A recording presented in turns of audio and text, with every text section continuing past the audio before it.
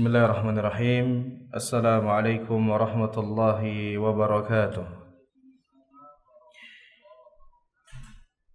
Innal hamdalillah nahmaduhu wa nasta'inuhu wa nastaghfiruh wa natubu ilaihi wa na'udzu billahi min shururi anfusina wa min sayyiati a'malina. May yahdihillahu fala mudilla lahu wa may yudlil fala hadiya lahu. Wa asyhadu an la ilaha illallah wahdahu la syarika lahu.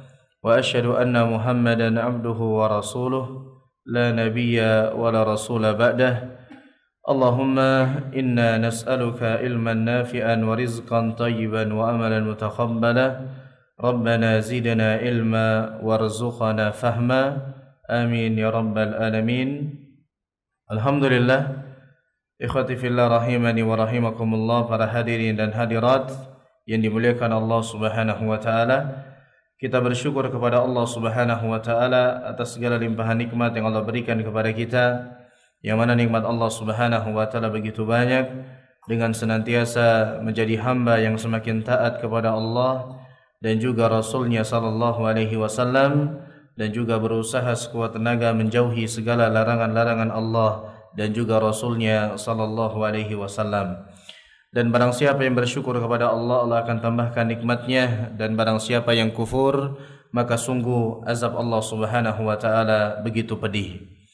Ma'asyiral muslimin rahimani wa rahimakumullah, kita lanjutkan pembelajaran kita berkaitan dengan sebuah kutip kecil karya seorang ulama, Syekh Abdurrahman Ibn Nasir As-Sa'di rahimahullahu taala, yang berjudul Al-Wasail Al-Mufidah Lil Hayatis Sa'idah, sarana-sarana yang bermanfaat untuk mendapatkan kehidupan yang bahagia. Berkata rahimahullahu ta'ala, qala al-musannifu rahimahullahu ta'ala, faslun, wa min anfa'il asbab li zawalil qalaqi wal humum idha hasala ala al-abdi syai'un minan nakabat ay yas'a fi takhfifiha bi ay yuqaddira aswa al-ihtimalat allati yantahi ilaiha al-amru wa yuwattinu ala dhalika nafsah. Berkata rahimahullahu ta'ala, faslun, di antara sebab yang paling bermanfaat untuk menghilangkan kegalauan, kegelisahan pada diri seseorang apabila terjadi sesuatu dari perkara yang tidak disenangi berupa musibah atau insiden di dalam kehidupan dia, adalah dia berusaha untuk meringankan bencana tersebut atau sesuatu yang tidak disenangi tersebut. Berkata penulis buku ini rahimahullahu ta'ala, bahwasanya di antara sebab yang menjadikan seseorang itu tidak bahagia atau menjadikan seseorang itu galau adalah apabila dia tertimpa sebuah musibah. Entah musibah itu sesuatu yang berkaitan dengan ekonomi, atau sesuatu yang berkaitan dengan pekerjaan, sesuatu yang berkaitan dengan rumah tangga, atau yang lainnya. Umum, di antara sebab yang menjadikan seseorang itu gelisah adalah tertimpa musibah. Dan ini yang kita rasakan di dalam kehidupan ini, dan memang merupakan menjadi bumbu-bumbu kehidupan. Di dalam kehidupan ini tidak selamanya kita diberikan nikmat, dan juga tidak selamanya kita diberikan ujian. Ada nikmat-nikmat yang Allah berikan kepada kita, tetapi di samping nikmat-nikmat yang begitu banyak, ada ujian yang Allah berikan kepada kita. Ada musibah yang ditimpahkan kepada kita. Sebagaimana kita lihat orang-orang di luar sana, ada dia diberikan nikmat secara keuangan, nikmat materi, mapan kehidupan dia, tapi dia kehilangan orang yang dia cintai. Kemudian kita lihat orang di luar sana yang dia diberikan harta yang begitu banyak, tapi ternyata dia ditimpahkan sebuah penyakit yang begitu berat di dalam tubuhnya, dan yang lainnya. Itulah kehidupan dunia, merupakan darul ibtila, tempat kita diuji oleh Allah Subhanahu wa taala. Maka di antara sebab yang menjadikan kita bahagia, menghilangkan kegelisahan kita tatkala kita ditimpa musibah-musibah tersebut, adalah kita berusaha untuk meringankan efek buruknya. Dengan apa caranya? bi ay yuqaddira aswa al-ihtimalat allati yantahi ilaiha al-amru, yaitu kita memperkirakan atau memikirkan kemungkinan yang terburuk dari bencana atau musibah tersebut. Tatkala kita diberikan ujian, tatkala kita diberikan musibah oleh Allah Subhanahu wa taala, segera kita pikirkan kemungkinan yang terburuk dari ujian tersebut. Contoh misalnya, tatkala ada seseorang yang dia qaddarallah, Allah takdirkan mendapatkan musibah, misalnya rumahnya kebakaran, ya. Dia melihat api menyala, ini sebuah musibah, ini sebuah ujian. Maka dia pikirkan apa efek yang paling parah daripada bencana musibah tersebut, yaitu bagaimana kalau ternyata rumahnya ludes habis kebakar. Dia siapkan itu. Ini kemungkinan ini bisa jadi habis. Kemudian setelah dia perkirakan kemungkinan yang terburuk dari bencana tersebut, yuwattinu ala dzalika nafsah, kemudian dia siapkan dirinya untuk menerima kenyataan tersebut. Ini api begitu nyala luar biasa, kemudian pemadam kebakaran belum ada, ini kemungkinan akan habis 90%. Dia siapkan dirinya, berarti saya harus bersabar atas apa yang telah terjadi. Kemudian tidak ada yang abadi di kehidupan ini, kemudian harta hanyalah titipan dan sebagainya, dan tidak ada yang terjadi kecuali dengan kehendak Allah, dan apa yang Allah tetapkan itu adalah yang terbaik. Dia siapkan dirinya, dia bersabar atas apa yang terjadi tersebut. Kenapa ini perlu dilakukan? Karena tatkala seseorang ditimpa musibah, kemudian dia berpikir kepada sesuatu yang paling parah efeknya dari musibah tersebut, kalau ternyata terjadi benar-benar apa yang dia pikirkan dari kemungkinan yang terparah, dia sudah siap jiwanya. Dan kalau ternyata tidak terjadi kemungkinan yang paling parah tersebut, maka dia akan menjadi orang yang bersyukur kepada Allah Subhanahu wa taala. Alhamdulillah, banyak orang yang terjadi kebakaran seperti yang saya alami, rumahnya habis ludes. Ternyata saya alhamdulillah hanya sebagian potong rumah saja yang terbakar, masih ada yang lain. Alhamdulillah, kebanyakan orang dia kebakaran terjadi seperti apa yang saya alami, barang-barangnya tidak ada yang tersisa, tidak ada yang bisa diselamatkan. Alhamdulillah, saya dari insiden ini masih bisa menyelamatkan dokumen-dokumen penting, masih bisa seperti ini. Maka pikir efek yang terbesar, mempersiapkan diri menerima dengan sabar, dengan lapang dada. Kalau ternyata terjadi, jiwa sudah siap. Kalau ternyata tidak terjadi apa yang kita pikirkan dari kemungkinan yang terparah, maka kita menjadi hamba yang bersyukur kepada Allah Subhanahu wa taala. Ini dia maksud daripada poin yang dibahas oleh penulis buku ini rahimahullahu taala. Fa idza fa'ala dzalika falyas'a ila takhfifi ma yumkinu takhfifuhu bihasabil imkan. Fabihadza at-tatwin fabihadza tawtin وبهذا السعي النافي تزول همومه وغمومه ويكون بذل ذلك السعي في جلب المنافع وفي دفع المضار الميسورة للعبد. Dan apabila seseorang sudah menjalankan sebab ini, tatkala dia ditimpakan sebuah musibah, kemudian dia memikirkan kemungkinan yang terbesar dari efek buruknya, kemudian dia mempersiapkan jiwanya untuk bersabar. Dia meyakini bahwasanya dalam kehidupan ini ada saja perkara yang di luar keinginan kita yang kita dapatkan, yang dikehendaki oleh Allah Subhanahu wa taala, dan dia yakin apa yang Allah pilihkan, apa yang Allah takdirkan itu yang terbaik. Maka setelah itu dia berusaha untuk meringankan kemungkinan yang terjadi dari musibah tersebut. Misalnya tadi kebakaran, setelah dia siapkan segala macam jiwa dan mentalnya menghadapi kenyataan yang ada, dia berusaha, jangan dibiarkan aja api terus menyala, tapi dia berusaha untuk meringankan musibah yang sedang terjadi. Dia berusaha memadamkan api, bagaimana dia berusaha menelpon pemadam kebakaran atau yang lainnya, dia berusaha. Adapun nanti hasilnya apakah sampai kepada kemungkinan terburuk atau tidak, diserahkan kepada Allah Subhanahu wa taala. Kalau terjadi ternyata dia sudah berusaha, kemungkinan yang terburuk terjadi, semuanya ludes, jiwanya sudah siap. Tapi kalau ternyata dia bisa meminimalisir kemungkinan buruknya tidak sampai kepada puncak yang terparah, maka dia akan menjadi hamba yang bersyukur kepada Allah Subhanahu wa taala.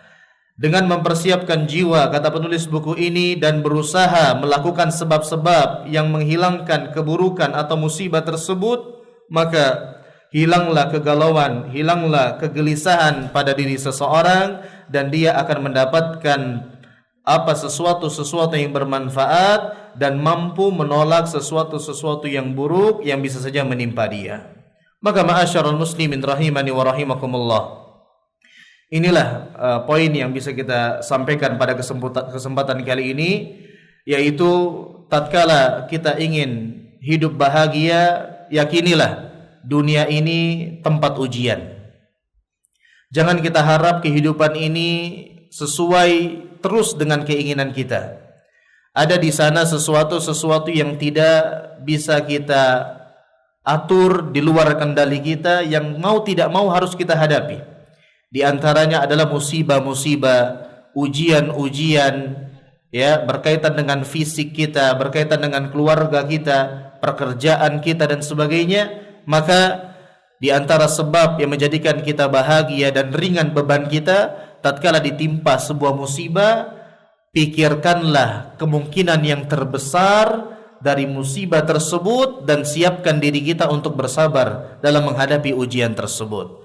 Dan ini adalah perkara yang sangat penting dalam kehidupan ini. Di antara contohnya tadi yang sudah kita sebutkan, kemudian juga kita bisa ambil contoh yang lain. Misalnya ada seseorang yang dia itu terjadi insiden kecelakaan, kemudian qaddarallah, Allah takdirkan dia kecelakaan, mungkin dia menaik mobil atau sepeda motor, ternyata dari insiden tersebut dia selamat. Maka dia pikirkan, ternyata dari sekian banyak kejadian seperti yang saya alami, masih banyak orang yang kecelakaan, ternyata yang rusak bukan hanya kendaraannya, tapi ternyata yang rusak juga badannya, cacat, bisa lumpuh, bahkan ada yang meninggal dunia. Maka dia akan mudah menerima dan bersabar dan bersyukur kepada Allah Subhanahu wa taala. Kita juga demikian. Tatkala kita ditimpa sebuah ujian, yakinilah masih ada orang yang lebih parah daripada kita ujiannya. Tatkala kita ditimpa musibah, yakinlah masih ada orang yang lebih parah musibahnya daripada kita. Itu akan menjadikan kita hamba yang bersabar kepada Allah Subhanahu wa taala dan akan mudah menjadikan kita berlapang dada dalam menjalani kehidupan ini. Di akhir sesi kita akan menyebutkan perkataan seorang ulama yang bernama Shuraih Al-Qadi rahimahullahu taala. Seorang ulama bernama Shuraih Al-Qadi rahimahullah pernah mengatakan, "Inni la usabu bil musibati fa ahmadullaha 'alaiha arba'a marrat." Seorang ulama bernama Shuraih Al-Qadi mengatakan, sesungguhnya aku tatkala ditimpakan sebuah musibah, maka aku memuji Allah Subhanahu wa taala atas 4 perkara. Lihat bagaimana seorang ulama yang sangat luar biasa keimanannya. Shuraih Al-Qadi rahimahullah, dia mengatakan, tatkala aku ditimpa musibah oleh Allah, maka aku memuji Allah. Malah dia mengucapkan alhamdulillah. Biasanya kita, kalau kita diberikan musibah, maka seringkali kita mengucapkan inna lillahi wa inna ilaihi raji'un, dan kebanyakan orang menggerutu. Tapi seorang ulama Shuraih Al-Qadi rahimahullahu ta'ala mengatakan, tatkala aku ditimpakan musibah, maka aku memuji Allah dengan musibah tersebut karena aku mengingat 4 perkara. Dan ini ingat baik-baik, dan ini bisa menjadi pedoman hidup kita di dalam mengarungi kehidupan ini. Yang pertama adalah beliau mengatakan, ahmadu idlam yakun a'zam minha. Yang pertama, aku memuji Allah Subhanahu wa taala tatkala aku ditimpakan musibah, ternyata musibah tersebut tidak sebesar yang aku duga. Ini yang pertama. Jadi beliau mengatakan, tatkala aku diberikan ujian, aku memuji Allah. Sebabnya yang pertama, karena ujian yang Allah berikan kepadaku tidak sebesar yang aku duga, tidak sebesar yang aku kira. Nah, inilah praktek yang tadi kita sampaikan di awal. Tatkala kita ditimpakan musibah, segera kita pikirkan kemungkinan yang terburuk dan kita siapkan diri. Dan beliau mengatakan, tatkala aku diberikan ujian, ternyata ujian tersebut tidak sebesar yang aku kira. Masih ada orang-orang yang lebih berat ujiannya daripada saya. Masih ada orang-orang yang lebih susah daripada saya. Masih ada orang-orang yang lebih besar musibahnya daripada saya. Sehingga dia bersyukur, memuji Allah, mengucapkan alhamdulillah. Kemudian yang kedua, beliau mengatakan, wa ahmadu idh razaqani sabra alaiha. Yang kedua adalah, aku memuji Allah Subhanahu wa ta'ala karena Allah memberikan aku rizki bisa bersabar terhadap musibah tersebut. Ini yang kedua. Jadi tatkala kita mendapatkan musibah, puji Allah karena musibah kita tidak seberat yang kita kira, masih ada orang yang lebih berat daripada kita. Kemudian yang kedua, memuji Allah Subhanahu wa ta'ala karena dengan ujian tersebut Allah berikan kita kesempatan untuk bersabar, dan orang yang sabar akan diberikan pahala tanpa batas oleh Allah Subhanahu wa ta'ala. Makanya kita paham amalan-amalan dalam Islam pahalanya begitu besar.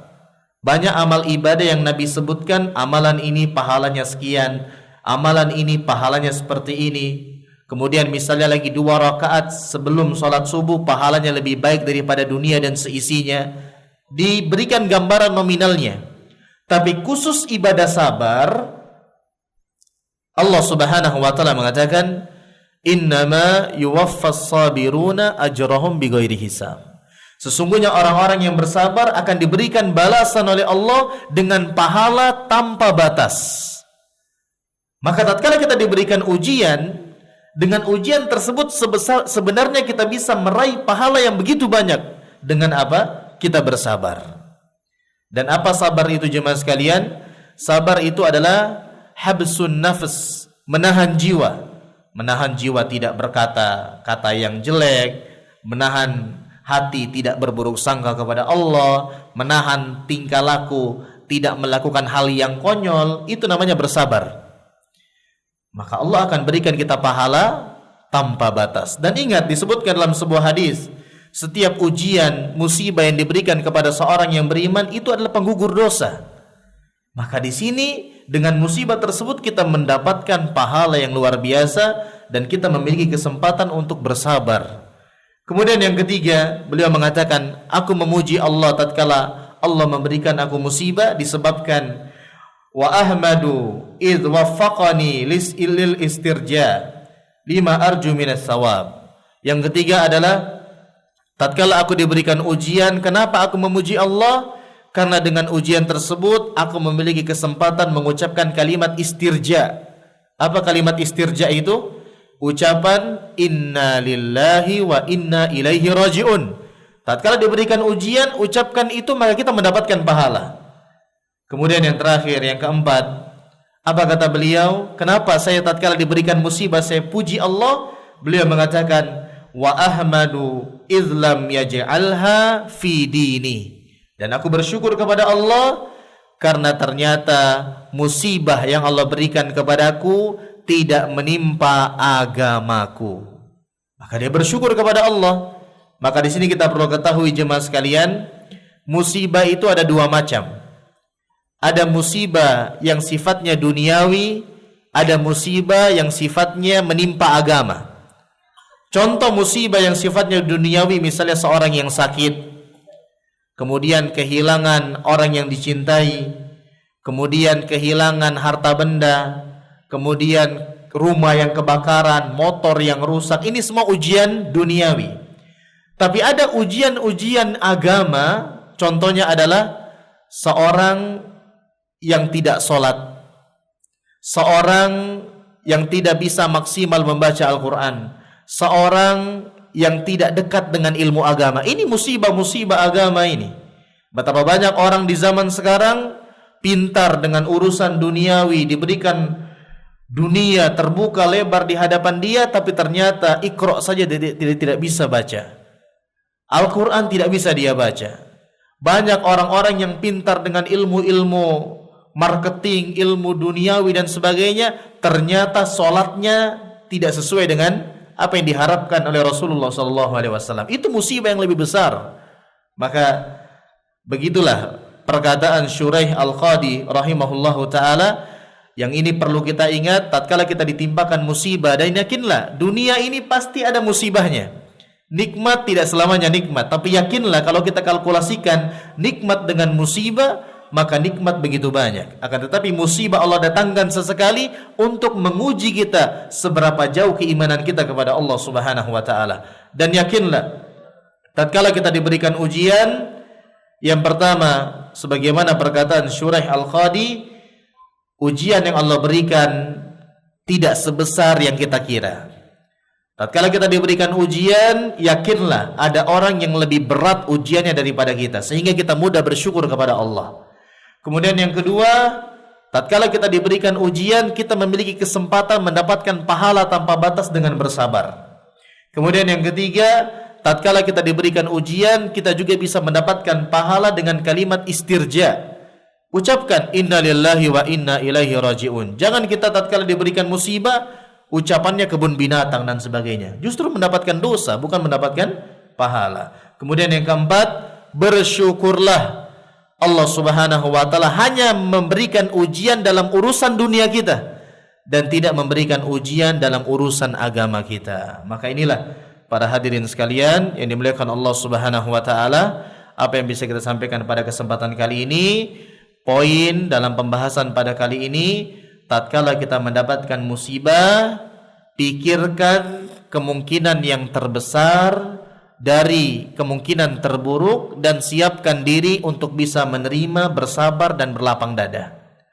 Kalau ternyata sesuatu tersebut sudah menimpa kita, maka ingat masih ada orang yang lebih berat musibahnya daripada kita, dan kita bisa bersabar dengan musibah tersebut, maka itu akan menjadikan kita mudah bersyukur kepada Allah. Dan ingat, ini di antara tuntutan dalam Islam yang mana kita diperintahkan untuk beriman kepada takdir, yang mana kita beriman kepada takdir tatkala kita sudah berusaha tapi ternyata kita mendapatkan sesuatu yang tidak kita senangi, yakinilah itu merupakan di antara ketetapan Allah Subhanahu wa taala. Ma asaba min musibatin illa biiznillah. Tidak ada musibah yang terjadi kecuali dengan kehendak Allah. Maka serahkan semua kepada Allah dan yakinlah Allah tatkala memberikan ujian, Allah juga akan membukakan pintu-pintu kemudahan-kemudahan yang banyak daripada ujian yang Allah berikan kepada kita. Semoga Allah Subhanahu wa taala bisa memberikan kita kemudahan di dalam kehidupan ini, dan semoga Allah Subhanahu wa taala menjadikan kita hamba-hamba yang bersabar dan menjadikan kita hamba-hamba yang berbaik sangka kepadanya di dalam segala keadaan kita, dan semoga Allah Subhanahu wa taala menerima seluruh amal ibadah kita, dan semoga Allah menjadikan kita di antara orang-orang yang mendapatkan husnul khatimah. Amin ya rabbal alamin. Kita akhiri dengan doa kafaratul majlis. Subhanakallahumma bihamdik, asyhadu an la ilaha illa anta, astaghfiruka wa atubu ilaik. Wa akhiru da'wana anil hamdulillahi rabbil alamin. Assalamualaikum warahmatullahi wabarakatuh.